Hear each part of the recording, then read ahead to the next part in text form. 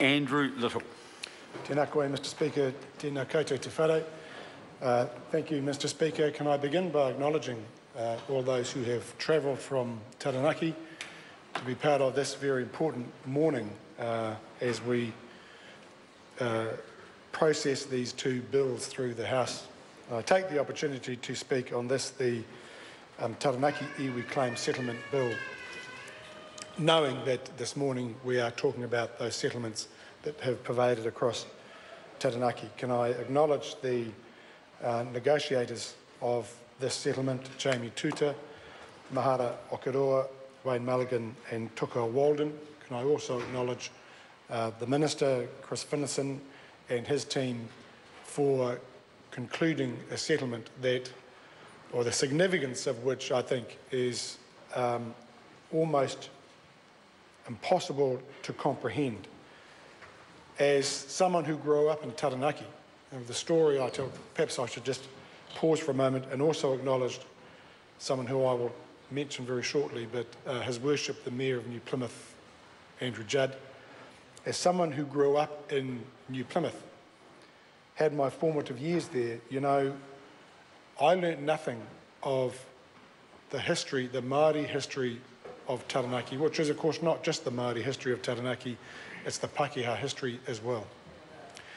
And we see in this settlement, in the acknowledgement of the historical events that are the cause of the grievance and the apology that has been recorded, actions and events that would have seen the end of a people in a different age, that would have suppressed a spirit and destroyed a community.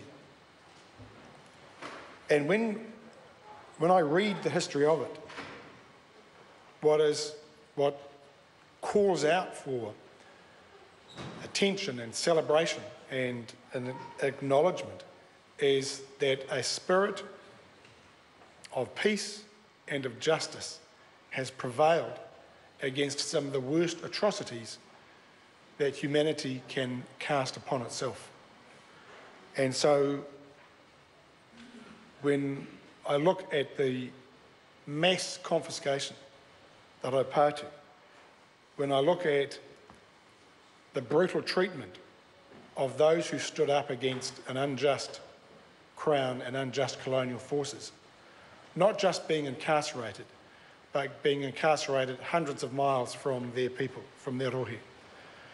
And when I look at the treatment of Te Whiti o Rongamai, who preached and lived by a creed of peace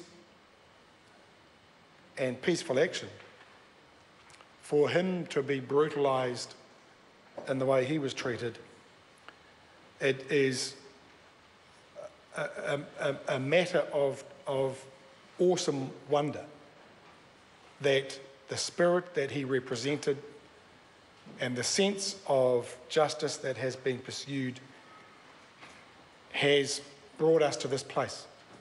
That those who have been imbued with it, know it, understand it, have not resorted to the kind of violence that was visited upon Taranaki Māori, but instead has led to a dialogue, a negotiation, an accounting of the history, and at least some form of settlement. Because as my colleagues have already said, Adrian Rurafi and Nanai Mahuta in the last bill, how do you compensate? How do you genuinely atone for the actions that are recorded in these settlements? I think one of the encouraging aspects of the settlement, both settlements, is the representation on one of the committees of the Taranaki Regional Council. Because if there's one thing that the denial of the rights of Māori to their land and their taonga is that right of decision-making, of determination over it. And it is one small gesture, it is one small step that restores that right to have a say. And I think it is fair to say, you know, it probably barely goes far enough. In fact, unlikely to have gone far enough. And I say that because I know that even in the last 2 or 3 years, there has been a debate in Taranaki about the representation of the Māori voice on public bodies, on the local government up there. And it hasn't been a particularly instructive debate. It hasn't been a particularly pleasant debate, observing it both from here and when I've been in the region. And so where I get to with both bills, but with this bill too, is while we here celebrate the settlement, the sense of peace that can now be brought over these grievances, and to that extent, a closure, I hope that it's also a beginning of Pākehā and Taranaki understanding, acknowledging the history that our ancestors were part of.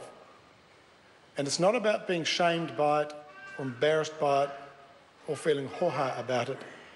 It is about understanding as the beginning of that respect that we must have for each other. That those who have a claim to the land have been brutally treated. And that if this settlement does anything constructive for all inhabitants of Taranaki, Māori and Pākehā, let it be the beginning of that understanding. And perhaps the beginning of a process to accept that each must have a role in all the institutions across the communities of Taranaki, the public bodies, and those organisations that make up and contribute to the life of the region. So, Mr. Speaker, I take the opportunity to welcome the folks from Taranaki to be part of the celebration of this legislation and this settlement, and to hope that it heralds a beginning for Pākehā too, as we come to terms with and understand a history that I think for far too long we have preferred to ignore. And now we have the chance for understanding and the chance for a genuine peace and genuine justice that will serve all of us well. Kia ora.